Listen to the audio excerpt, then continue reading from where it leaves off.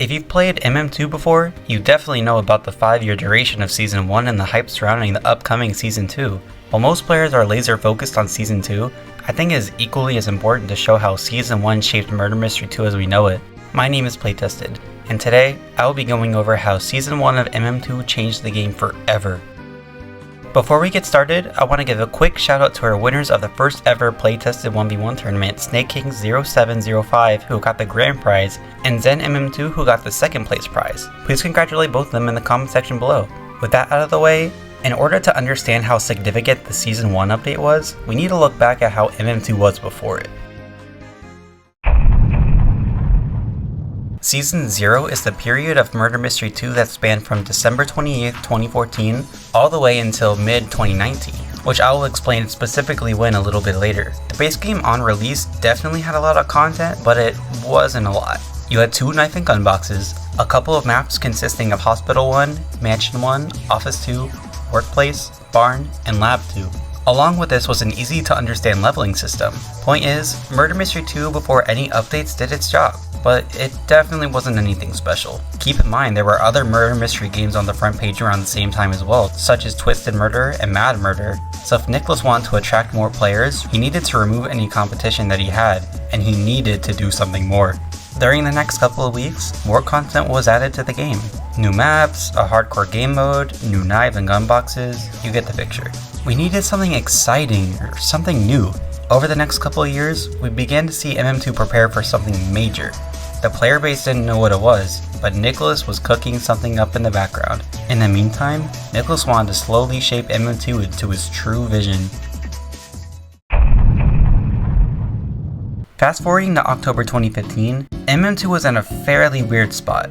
The player count wasn't doing so well, and the game hadn't received anything too major since release aside from a few new maps and a few new crates. And a few new codes, but Nicholas kinda gave up on doing those after a while. Oh brother, this guy's still. But it almost seemed like there was a glimmer of hope for something new. I mean, MM2 had only been out for not even a year at this point. There had to be something new coming soon, right? On October 29th, 2015, Nicholas did this.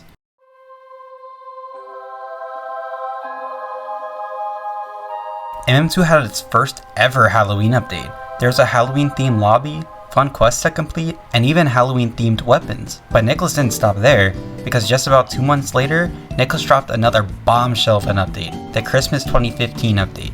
While these updates weren't perfect and definitely had their flaws, there was no denying that these 2 updates were probably the most important pre-Season 1 updates, as it set their tradition of having 2 seasonal updates per year. So what other things did Nicholas do to prepare for the next major update?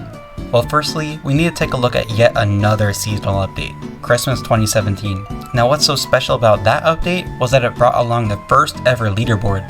Now I already explained how this leaderboard worked more in detail in this video, but essentially, you had to wrap salvaged weapons with different types of wrapping paper, giving you better multipliers and increasing the amount of points that you would get. Now both Christmas 2017, Halloween 2018, and Christmas 2018 all had different ways to get onto the leaderboard, but it wasn't until Season 1 release where leaderboards had a major revamp. But these leaderboards laid the foundation of what was to come. The last thing I want to mention for this section is fairly controversial, but you would have to admit that even this was in preparation for that next big update, and changed the way MM2 worked forever. On October 12th, 2018, Nicholas made arguably one of the most still talked about updates even to this day. Nicholas changed the support from R6 into R15, meaning that if your avatar was using the R6 character model, it would automatically be converted into R15, forcing you to play like that. Now, I don't want to get into too much detail because I want to make a video about this in the future, but I'll leave you guys with this. R15 was not liked in the Roblox community back then. However, it did remove a lot of the bugs that came from R6 avatars and a lot of the glitches as well. I mean, R15 was just perfect. It had no major exploits or glitches whatsoever. Whoa, you're still watching the video? That must mean that you're enjoying it. Just kidding, but seriously, if you are enjoying the video so far, please make sure to subscribe or boost the video however you can, because it really does help me more than you know. I'm trying to reach 5,000 subscribers by the end of the year, and I think we can do it. That being said, let's get back into the video. On December 23rd, 2018, the Christmas Update 2018 was released. Guys, I want you to guess when the game was next updated, excluding bug fixes. If you said 5 months later, then you would be correct. That's right, this is some Christmas 2021 stuff that we're talking about here. But instead of only the Christmas update being removed, instead, we got this.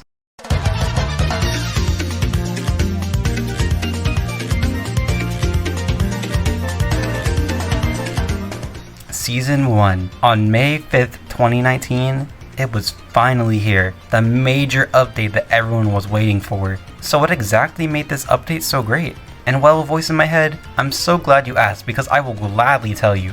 Well, we got a mystery box 1 with gemstone, chromas, which I'll explain slightly in a bit, trading on mobile devices, and GUI updates. But I guess that was kinda underwhelming. But the real Season 1 update didn't come out until March 5th, 2020. And here's why I say that. Okay, so we had some map remakes on the Season 1 release like Hospital 3, Hotel 2, and a new map in Studio, but there's one new map that takes the cake of the best map that was added to this game. On March 5th, 2020, Research Facility was added to the game. Oh, brother! If you have never explored this map before, then what are you doing with your life? It genuinely has it all. A perfect size, full-on teleporters, many hiding spots, a callback to the machine with many hiding spots, lockdown, many hiding spots, teleporters. So, point is, this map was filled to the brim with details, and had enjoyability in mind. Now I know you're asking, PlayTested, this wasn't the only thing in the update, you know? And you're absolutely correct, because I haven't even scratched the surface of this update. As I said earlier, each mystery box in the game got rare rainbow variants of the gollies that were in them. But that's not just what this supposed content update gave, because in my opinion, this is one of the most underrated and unnoticed changes.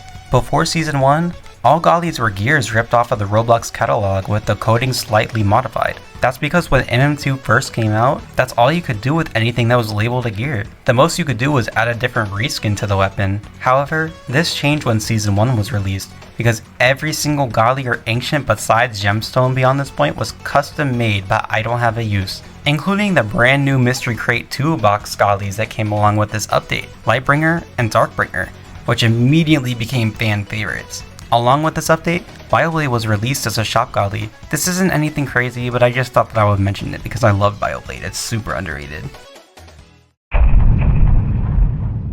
Season 1 was a breath of fresh air for MM2. Nicholas has finally realized that these types of new things is what kept everyone interested, changing the formula a bit. So Nicholas had to revamp a few things for the future. Firstly, let's take a look at the first Season 1 leaderboard, Halloween 2019.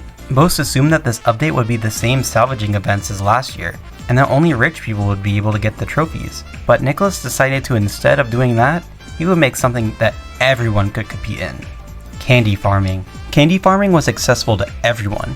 It was new, so everyone created their own strategies to try to get to the top. While only the best farming strategies got to the top spots, everyone had loved this change since it gave everyone, rich or poor, an equal fair chance of making it on. Well, unless you were an auto farmer, but let's not talk about that. This guy stinks! So what else changed forever? One thing that I stated before was how each weapon after gemstone was designed but I don't have a use. But there's also a slight downside to this. The standards of each weapon during Season 1 have risen. It's no question that Lightbringer and Darkbringer are popular weapons. But with those being the second and third released weapons during the new season, it's clear that MM2 players will want better and better designs in the future.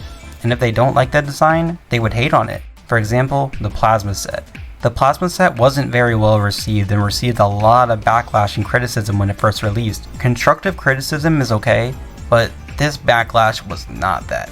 One last thing that changed during Season 1's release was the player count. Just before Season 1, MM2 had under 30k players, which don't get me wrong is a lot, but compared to the post-Season 1's immediately double 60k players and a few years later 200,000, it's no question that Season 1 had a direct impact on the player count and changed the popularity of the game forever. And that's how MM2 Season 1 changed the game forever. I really hope you enjoyed this video as much as I enjoyed researching and making it. If you did enjoy, make sure to like, comment, subscribe, and turn on post notifications so you get notified whenever I post or stream. I hope you have a great rest of your day, and God bless.